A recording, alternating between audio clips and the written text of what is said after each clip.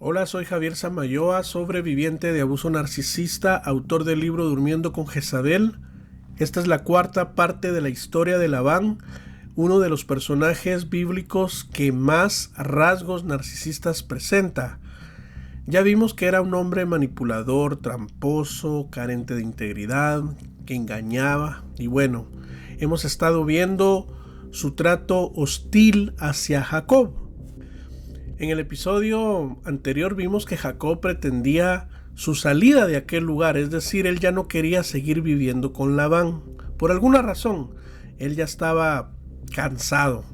Si ponen atención, aquí se ha gestado un escenario similar al de una relación de pareja, donde uno de los dos pretende huir después de una relación de abuso. Y vaya si no ha sido abuso el que Labán ha cometido contra Jacob los últimos 14 años. Durante todo este tiempo Jacob ha sido su esclavo literalmente. Jacob no ha recibido ni un quinto de salario. Y aunque este fue un acuerdo entre ambos, recordemos que Jacob lo hizo porque se había enamorado de Raquel, una de las hijas de Labán. Pero ¿qué fue lo que pasó? Labán lo engañó y le dio a Lea por mujer, ¿se recuerdan? La hija grande. Le pintó que si quería el amor de Raquel tendría que trabajar para él otros 7 años más sin goce de salario. Bien, ahora Jacob quería volver a su tierra con su familia, sus esposas e hijos, pero Labán, como era de esperarse, empezó a hacerle oposición, a tratar de impedir sus planes, a hacer lo imposible para que él no prosperara, para que él no fuera libre y feliz al lado de sus seres queridos. Ya vimos todo el show que Labán hizo, el cual sirvió únicamente para sacar a la luz su orgullo, soberbia y ambición desmedida. Entonces, ¿qué pasó? Jacob lo volvió a engañar. Se quedó con una parte de ganado que le correspondía a Jacob y las puso a cargo de sus hijos. Luego puso, dice el texto, 3 días de camino entre él y Jacob. En mi opinión personal, Labán aquí es a todas luces un instrumento de Satanás. Sin embargo, Dios no va a permitir que sus planes sean obstruidos. Interviene y se suscita literalmente un milagro. Génesis 30 del 37 al 43 nos habla, digamos, de ese milagro, pero aclaro que este es un pasaje muy difícil. Jacob tomó entonces varas de álamo, avellano y castaño, y les quitó la corteza para que se viera lo blanco de las varas. Luego puso las varas sin cortezas en los abrevaderos. Luego puso las varas sin corteza en los abrevaderos donde las ovejas venían a beber agua, y éstas se apareaban delante de las varas cuando venían a beber. Así las ovejas concebían delante de las varas y parían borregos listados, pintados y salpicados de diversos colores. Entonces Jacob apartaba a los corderos y todos los oscuros y listados del hato de Labán los ponía entre su propio rebaño. Luego ponía aparte su hato y no los juntaba con las ovejas de Labán. Y cada vez que las ovejas más fuertes estaban en celo, Jacob para que concibieran a la vista de las varas. Pero cuando veían las ovejas más débiles, no las ponía. Así las más débiles eran para Labán y las más fuertes para Jacob. Fue así como este varón llegó a ser muy rico y tuvo muchas ovejas y siervas y siervos, además de camellos y asnos. Bien, básicamente lo que acá ocurrió es que el Señor bendijo a Jacob, prosperando milagrosamente su ganado y concediéndole astucia con honestidad. El principio acá es que todo el que practica la mentira y el engaño no es bendecido, Pero cuando hacemos lo correcto tenemos el favor de Dios.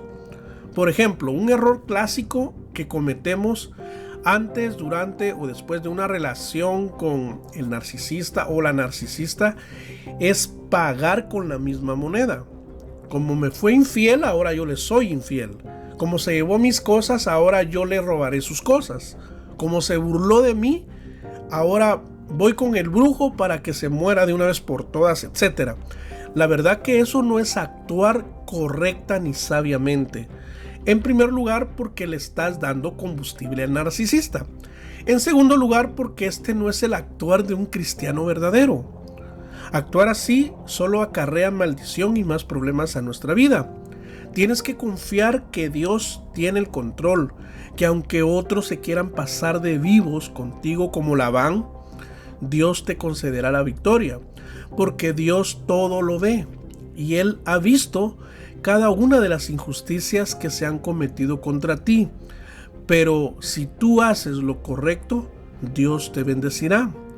Tú tienes un destino y un propósito, y los planes que Dios tiene contigo, que son planes de bien y no de mal para tu vida, nada ni nadie impedirá que estos se lleguen a hacer realidad. Como Jacob en su momento, Dios te concederá astucia, inteligencia, sabiduría, talento, algún don en cualquier situación, por más difícil que parezca. Y algún día vas a decir como el salmista: muchas han sido mis aflicciones, pero de todas ellas el Señor me ha librado. Bien, ahora sigamos leyendo el texto. Génesis 31 del 1 al 7. Pero Jacob se enteraba de las habladurías de los hijos de Labán, pues decían: Jacob se ha quedado con todo lo que era de nuestro padre. Toda su riqueza la obtuvo de lo que era de nuestro padre.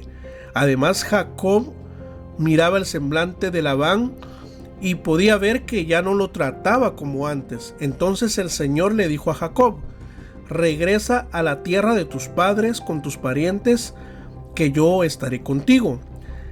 Jacob mandó llamar a Raquel y a Lea al campo donde estaban sus ovejas y les dijo: me doy cuenta de que el padre de ustedes ya no me trata como antes, pero el Dios de mi padre está conmigo. Ustedes saben que yo he servido a su padre con todas mis fuerzas y que su padre me ha engañado, pues varias veces me ha cambiado la paga, pero Dios no le ha permitido hacerme daño.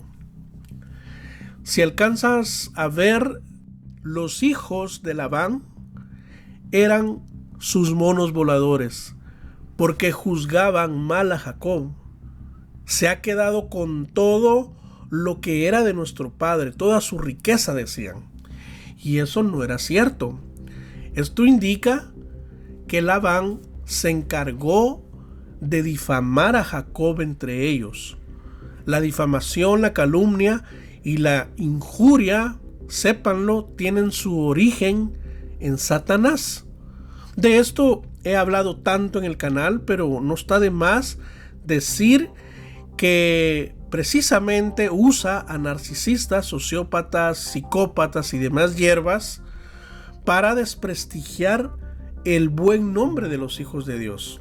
Labán está aquí fungiendo como uno de sus títeres y su propósito era hacer sentir mal a Jacob. Si se dan cuenta, ciertamente lo logra. Es más, hasta cambió su semblante, dice, y que ya no lo trataba como antes. O sea que le aplicó algo así como el hombro frío o la ley del hielo. Su actitud hacia él cambió repentinamente y eso nos habla de que Labán era un abusador en potencia. ¿Qué le costaba dejarlo ir y ya? Con volverse a su tierra no le estaba haciendo nada malo, ni le estaba quitando nada, pero él, como buen narcisista, sentía que así era. Labán agarró resentimiento a Jacob y más por el hecho de que éste se había convertido de la noche a la mañana en un hombre posiblemente más rico que él. Su envidia estaba saliendo a flote, pero peor, que se estaba llevando a las hijas. Porque para los narcisistas las personas son como de su propiedad, es decir, que te ven como objetos de cierto valor. Labán, sin lugar a dudas, era un hombre mentalmente trastornado. Para que los hijos hayan salido a defenderlo, juzgando a Jacob por su riqueza, nos habla de que estos hijos estaban totalmente cegados, tenían lavado el coco, eran incapaces de ver el verdadero rostro de su padre. Eso es muy común en los padres manipuladores. Los hijos difícilmente reconocen que tienen a un padre o a una madre manipuladora. Todos los hijos, aunque los padres hayan sido unos desventurados, los ven con amor, con ternura y compasión. Sin embargo, a veces todo eso es parte de la disonancia cognitiva o del llamado vínculo traumático, porque les diré algo, hasta cierto punto es fácil salir de una relación con un narcisista, pero de un padre o de una madre narcisista no se puede salir. Estos casos son más difíciles y más traumáticos. Ningún hijo puede aceptar que su padre o que su madre es narcisista, pero hay quienes hemos tenido que enfrentarnos a esa dura realidad. Los padres o las madres no siempre son sinónimo de amor. Para muchos hijos los padres han sido su peor pesadilla. Este episodio me gusta mucho porque, como pueden darse cuenta, también guarda mucha similitud con la historia del Éxodo, donde el pueblo de Israel, antes de salir de Egipto, primero tiene que enfrentar una oposición férrea por parte de Faraón. La similitud de este episodio es tan grande que abarca incluso el tema de la redención. Y aquí me estoy refiriendo a José, que ya había nacido, José, el hijo de Raquel. Esa es la pista. Esto es maravilloso. O sea que acá lo que está sucediendo es una señal de lo que más adelante acontecería. Recuerden que Jacob es Israel y es de este linaje donde nacería Jesucristo, el Hijo de Dios. Por eso en el versículo 3 el Señor mismo le confirma a Jacob que regrese a la tierra de sus padres y le reitera su promesa de que estaría con él para siempre. Jacob, sin embargo, ante las calumnias de Labán y el hecho de que no quiere dejarlo ir, hace que parezca un tanto desesperado. En los siguientes capítulos se ve a un Jacob cabizbajo tratando de explicar y justificar a los demás todo lo que ha sucedido. En otras palabras, Jacob busca validación porque ni él entiende cómo llegó ahí y cómo fue que él prosperó de la noche a la mañana. Ahora, si se fija, él está en calma, obedeciendo la palabra de Dios. Él se está sometiendo a su voluntad, se está dejando guiar por el Señor. Y creo que muchos en este momento están sufriendo precisamente por eso. Debemos descansar en el Señor y confiar en sus promesas. Muchas personas se acercan a mí desesperados por la situación que están viviendo. Se les ve a todas luces que se mueven por la carne y no por el espíritu. Es decir, son personas que no controlan sus emociones. Sus emociones los controlan a ellos. Buscan ayuda espiritual, pero ellos no son espirituales. Entonces ahí Dios no puede obrar. Mantén la calma, dice el Señor, y obedece mi palabra. Tengo todo bajo control, dice el Señor. Yo estoy contigo y nada ni nadie impedirá que cumplas aquí en la tierra tu propósito y tu destino. Ahora, quiero dejar en claro que con este mensaje no estoy diciendo que Dios te hará rico. Pero si tú eres obediente y temes al Señor, yo sí creo que estas cosas te pueden llevar a la bendición material y el bienestar. Dios bendice a los íntegros y a los justos en conducta. Dios ama esa manera de vivir. Por eso es que los narcisistas nunca son bendecidos. A veces aparentan que están bendecidos materialmente en el amor y esas cosas, pero nada que ver. Son personas miserables, viven de las apariencias. En sí, sufren mucho. Continuemos. Génesis 31 del 17 al 30. Jacob huye de Labán. Entonces Jacob se preparó y sentó a sus hijos y a sus mujeres sobre los camellos. Luego puso en marcha todo su ganado y todo el ganado que había adquirido, que era su ganancia de Padán Aram, y se dispuso a volver a Isaac, su padre, en la tierra de Canaán.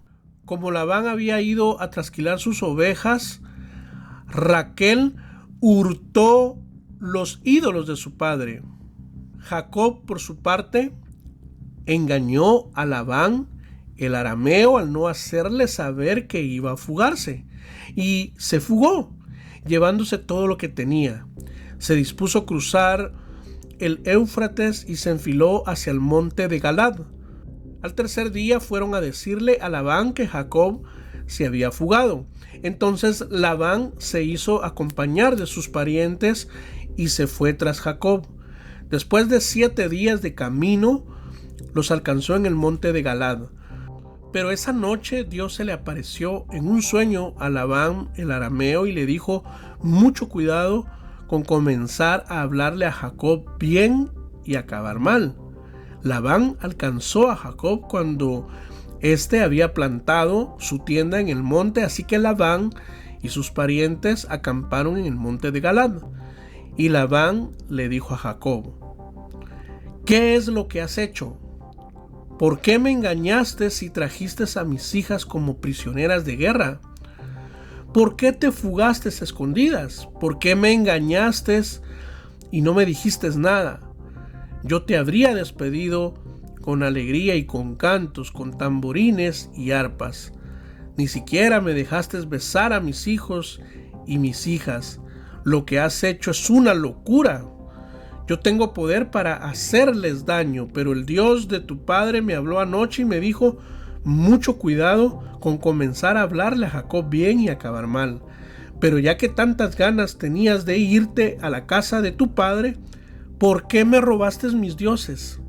Bien, acá nuevamente vemos a un Labán arrogante, poderoso y manipulador.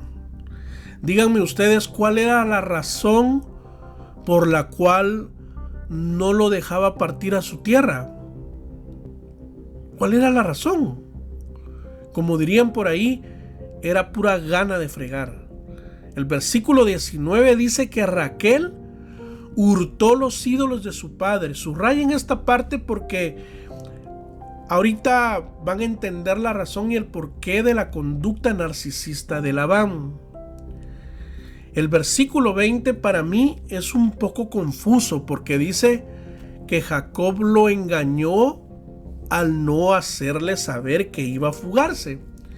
Es que nadie que se va a fugar tiene que dar aviso de que se va a fugar, ¿verdad? En fin, el texto dice que Jacob se fugó. No me gusta tanto esa palabra que se usa porque yo creo que Jacob no estaba huyendo, porque él no le había hecho nada malo. Él solo quería volver a la tierra de sus padres con su familia y todo lo que él había adquirido como ganancia durante tantos años. El asunto es que Labán lo persiguió hasta que lo alcanzó, dice. Aquí también aparecen otros textos que son muy difíciles para mí, porque dice que Dios se le apareció en un sueño a Labán. Obviaré estos versículos porque sinceramente no los entiendo y no puedo interpretarlos y no quiero pues decir otras cosas que no son, ¿verdad?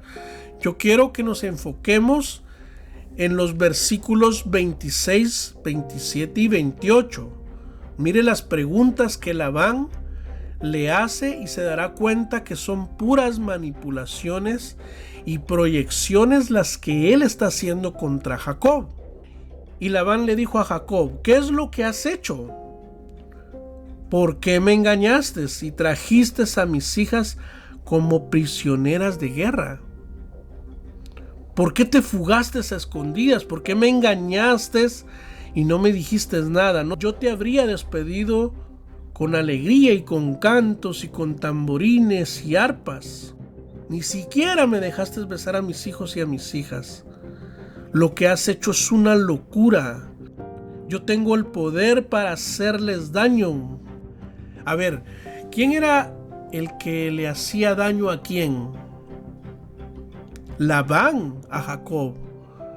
Pero él dice ahorita, ¿qué es lo que has hecho?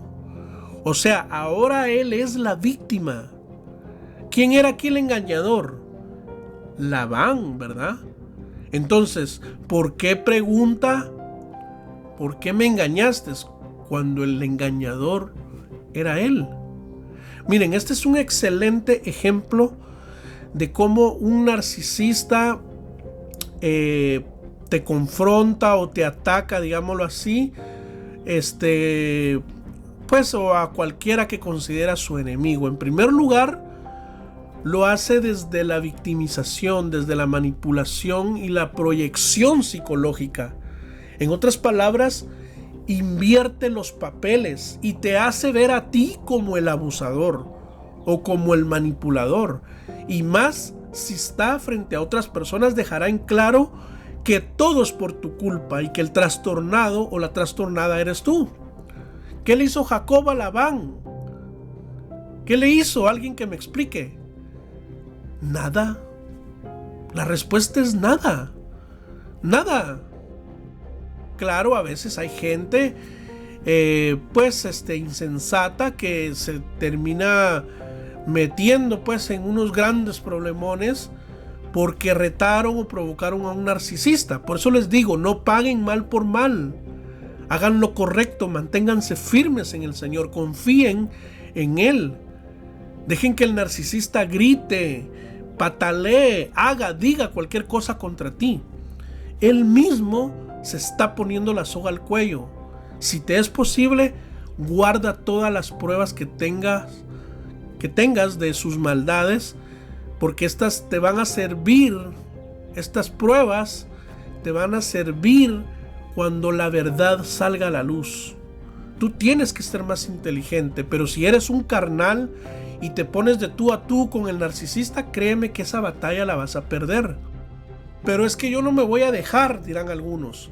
Bueno, si tú eres de los que reaccionan así, dejas mucho que desear como cristiano.